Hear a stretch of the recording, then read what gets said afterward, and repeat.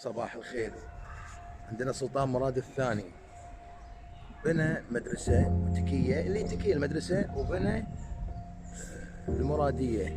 فهذه المدرسة اليوم صارت متحف، فراح أغطي لك إياها من داخل.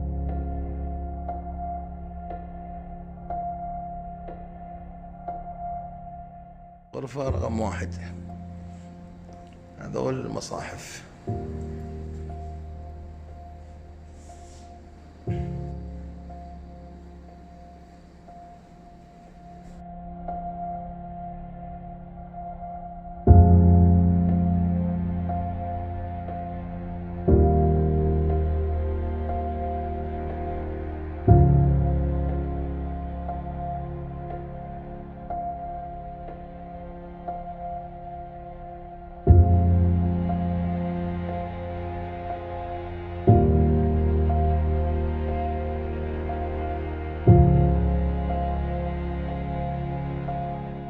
وهذه الاستراحة اللي كانوا يقعدون هني فيها. وهذه هني شنو؟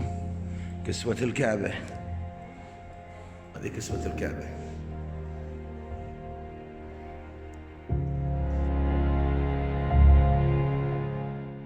هذه الأدوات اللي كانوا يكتبون فيها المصاحف.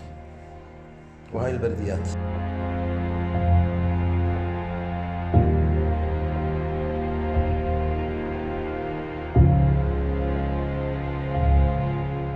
يطع الرسول فلقد أطاع الله.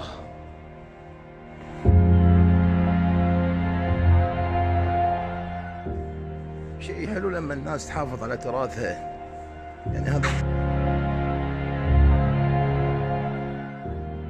الله ولي التوفيق. وإذا حكمتم بين الناس فاحكموا بالعدل. هذه العمايم على المراحل كلها اللي كانت معلمين الدين. بس هذا المسباح مذهب الدولة العثمانية الصوفية، فهذه مالت الصلاة.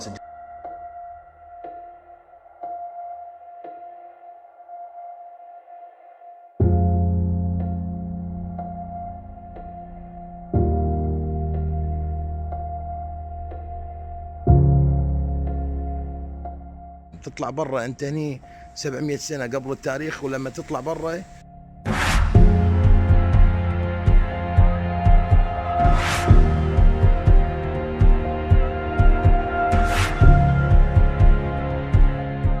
في كل مسجد لازم تلقى الفسيفساء، لازم ضروري هذا.